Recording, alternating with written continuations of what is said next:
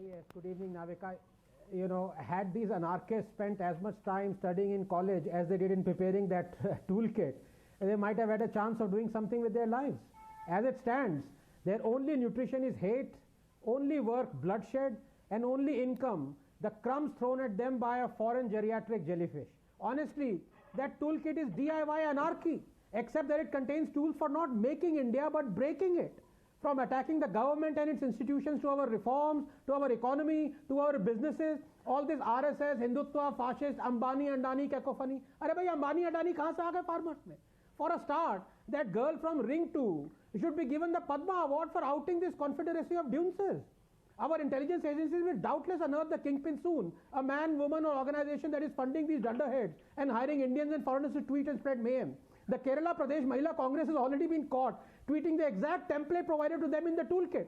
महिलाओं ने कोट्स तक नहीं हटाए ट्वीट में, सीधे कॉपी पेस्ट, इधर से टूलकिट डालो, उधर से ट्वीट निकालो. More will follow. But if you ask me, Navika, I think the time has come to give these anarchists a small island to run by themselves, because they are never going to run India. At least we can carry out this experiment. जरा इनको थोड़ी power देके देखे तो सही, because normally even Nota gets more votes than them. So give them an island, I say. Let them have their own military, armed with molotovs and sickles and stones and swords. Their own education system, with schools that eulogize Aurangzeb and Stalin and Mao, and colleges that give them practical training on how to drive tractors at barricades. Let them have their own editors guild. No, actually, let them take our editors guild. It's full of anarchists anyway. Let Arundhati Roy be the Prime Minister. Let Prashant Bhushan be the President. And Mia Khalifa the Speaker of the lower house or upper house, depending on her preference. Let Rihanna be the chief guest on their Anarchy Day parade. And let them have their own national song, Vande Marxism. Let's see how long they last. My guess is a year at most. This serious before matter. they cannibalize This each is rubbish other. is going on. Because a landfill of mediocres, Navika, need to hate those who are brighter than them, wealthier than them to survive, or they will self-combust. They cannot make anything. They can only destroy everything. Good evening, Navika. We must understand that this is no longer about the farm protests or the farm bill. Something much bigger has happened. The Constitution of India died today. Carrying her dead body through the quiet and somber Tilak Marg were the burly pallbearers, the justices of the Supreme Court. Mysteriously absent were the crowds who normally scream Azadi, Azadi at the mere sight of a funeral procession. And all those opinion makers and constitutional experts who hoist recalcitrant lawyers joyfully on their shoulders, where were they? Yes, they watched it all slide past silently, and only when the procession went down Purana Killa en route to Nigam Bodh for the final rites did they shake their heads in protest. The exact time of death isn't clear, but it happened during the hearing on the farm bills. Quoting the date is important, as the tombstone maker knows only the birth date. November 26, 1949. What we saw today, Navika, was the trampling of the separation of powers doctrine enshrined in our constitution. Articles 122 and 212 and 361 might as well be redacted. I ask you, which fundamental rights have the farm bills violated for the Supreme Court to order a stay on them? The right to allow the state to forcibly decide on the price of your produce? The right to allow the socialists to prevent you from contract farming? The right to allow the middleman to decide who you should sell your produce to? Navika, I am particularly troubled today, as I have always sided with the Supreme Court, even when others have called its action judicial activism, be it on pollution, PDS, auctions, electoral reforms, or 1,000 other issues. For I genuinely feel that judicial activism is the only hope for millions in our country who suffer unceasing lashes of executive and legislative inactivism every single day. Our backs must be made of pavement stone for us to not praise judicial intervention or activism. But this goes beyond judicial activism. The line that separates activism from autocracy, separates the enshrined power from absolute power, has been snorted today.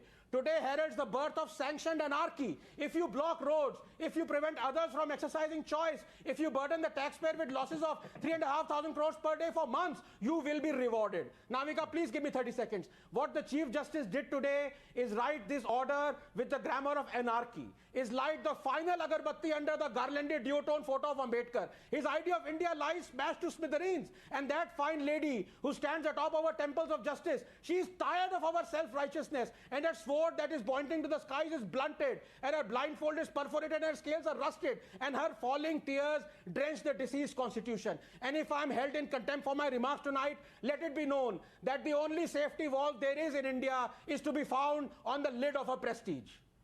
Yeah, Rahul, please give me a couple of minutes. You know, it is surreal. For the first debate, I castigated one doctor for his astonishing hypocrisy. and now for the second debate, I am forced to castigate another doctor for his even more astonishing hypocrisy. Here is Dr. Sambit Patra, who incidentally is a good friend, who is castigating Shiv Sena for braving and saying that they are going to do what they want to do. And here is a BJP spokesperson sitting there who had the whole government for 6 years, the majority, and they are Hindutvavadi. They are proud of Chhatrapati Shivaji. They consider, rightly so, Aurangzeb as a mass murderer. What did they do for 6 years? Why did they not rename Aurangabad as something else? But here, if you permit me a minute, Rahul, this is why this tutu meme of political this thing takes us nowhere, because as a nation, we have to understand that this issue is much more philosophical. Nations weaken not because of their past, but rather by how they are taught it. For 70 years, we have been taught to forget historical injustices.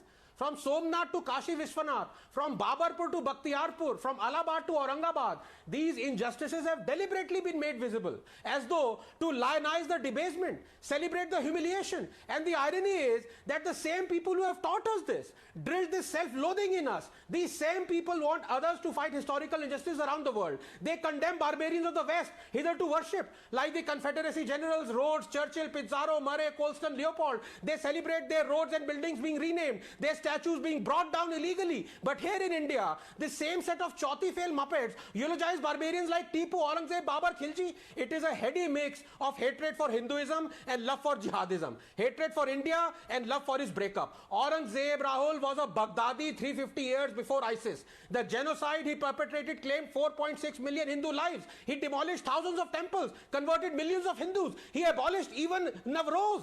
If a picture could speak a million words, it would be that of the Gyanvapi Mosque in Varanasi, built atop the grand Kashi Vishwanath temple, demolished by the genocidal monster Aurangzeb. If an incident could muster a million spine-chilling imaginings, it would be that of the one in 1675 under broad daylight in Chandni Chowk, where Sheeshganj is now, where Guru Tegh Bahadur was beheaded on the orders of Aurangzeb. And yet, we had cities and roads named after him. Aurangabad should have been renamed the day we got independence. But tragedy is... Rahul, look, the honest truth is that this nation suffers from too much anarchy, and the Supreme Court just sanctioned more of it. I might be held in contempt of court for what I say here, but there are things that have to be said. And if I am jailed for saying so, so be it. I won't say sorry or escape by paying 1 rupee, but will serve out the sentence. You will be hard-pressed to find anyone who respects the judiciary more than I do. Right or wrong, we have to respect judiciary, or else our nation will crumble to dust. But what the Honorable Chief Justice said today should send alarm bells ringing in any democracy. It was painful to hear him and his, what can only be called, I'm afraid, an emotional outburst. Rahul, the concept of justice is at once man's greatest invention as well as the most dehumanizing. Emotions have no place in it. They are like chappals that have to be removed before you enter a temple. In this case, the temple of justice. A judge's pen is like a surgeon's scalpel. It must not shake on account of applause or abuse from the watching gallery. And that is why it is respected. But today, it shook. I dare say, in fear of abuse by those who are now applauding him, i.e. the anarchist. Or perhaps he was repeating these lines in his head as he sat through the arguments. Kabhi kabhi to lagta hai ki apun Bhagwan hai. In any case, Rahul, I've said this from day one.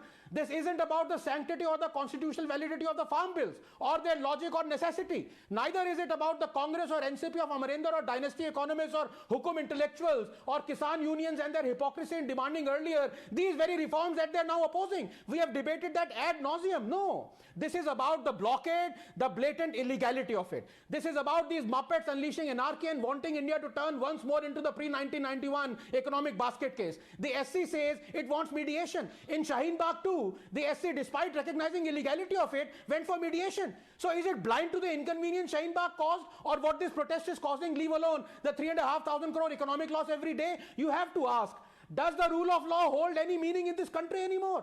Would the SC ask for mediation for everything that it says is illegal? What about the Sabrimala judgment protesters? I feel like a fool now, recalling that I castigated them for breaking the law and the SC order. Perhaps I would ask for mediation henceforth. Let all the thieves mediate with the police. Let all corrupt mediate with the AD. Let everyone mediate instead of obeying the law. Rahul, please, 20 seconds. My lords, you should be men, not gods. You should hold a pen, not a bolt of lightning. You should earn respect, not demand it. You should follow the law, not emotions. And you should herald too much democracy, not too much anarchy.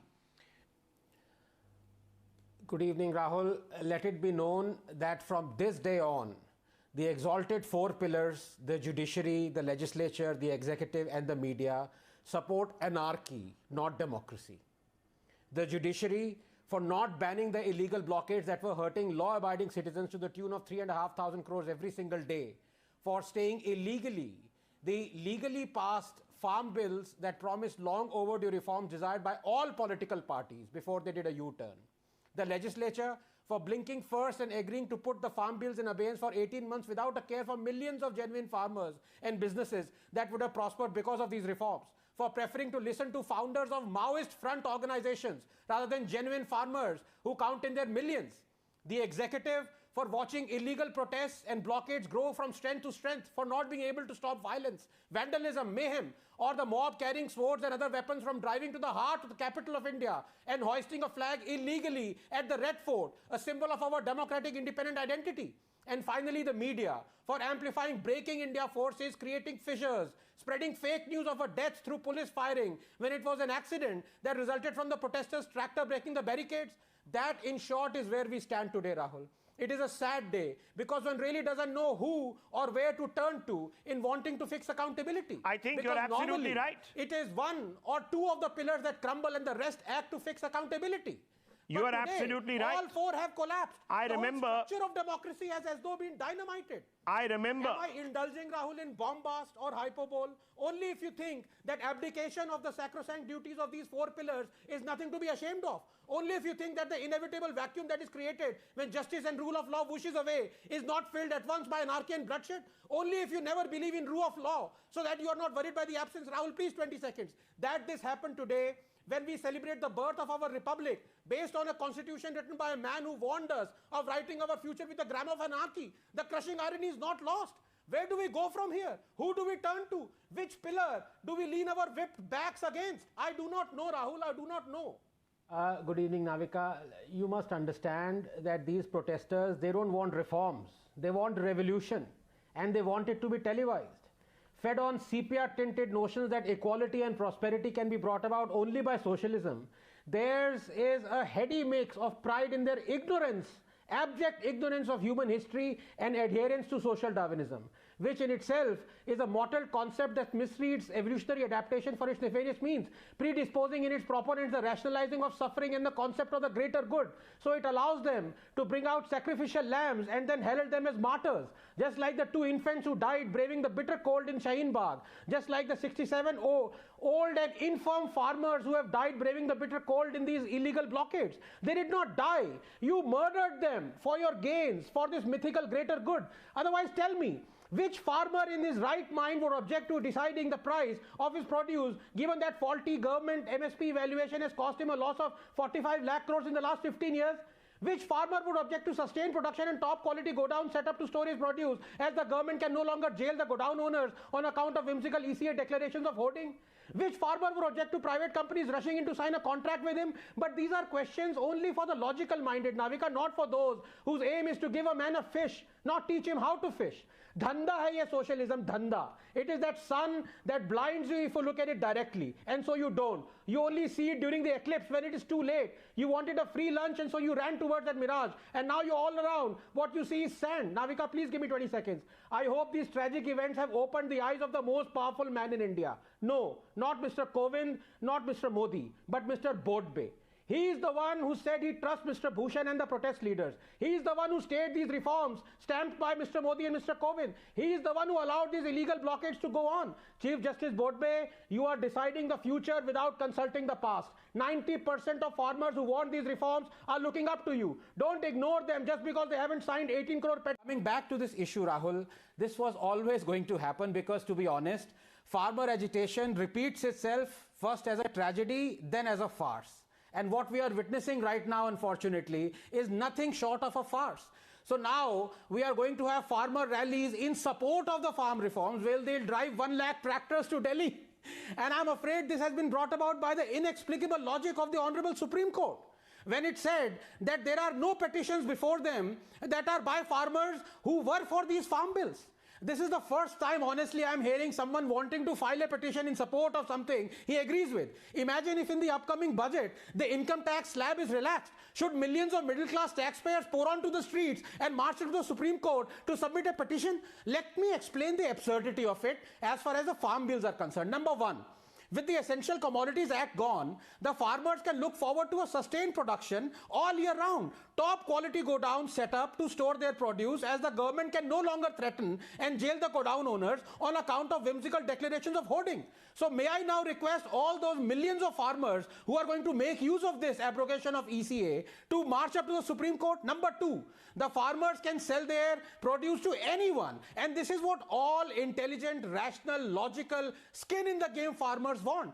62% of them surveyed recently said they themselves want to set the price of their produce, having suffered losses of 45 lakh crores in the last 15 years because of faulty MSP valuation. So may I please request with folded hands, millions of farmers who like to bypass the middlemen, please march on to the Supreme Court and file a petition in support. Number three, finally, through contract farming, the farmers can finally look beyond loss-making wheat, rice and sugarcane and cash crops and make the agricultural sector hugely profitable for them. Remember, 48% of farmers surveyed recently said they don't want their next generation to take up farming. So may I please request all these millions of farmers who are looking forward to contract farming to please file a petition in support in the Supreme Court. You know, Louis Farrakhan managed only Million Man March in 1995. Supreme Court, through the Chief Justice of India, Honorable Bodbey, is going to manage a Billion Man March. All of us who agree with everything that this government ever does or pass a law, let us all march to the Supreme Court and file a petition saying, my lord, we agree with this. Mr. Hegde.